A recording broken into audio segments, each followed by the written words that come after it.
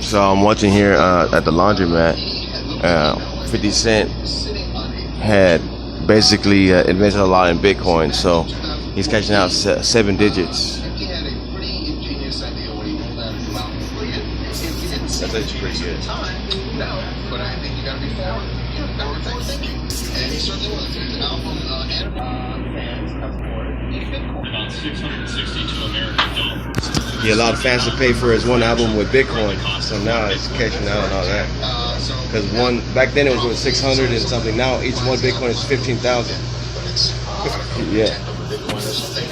See.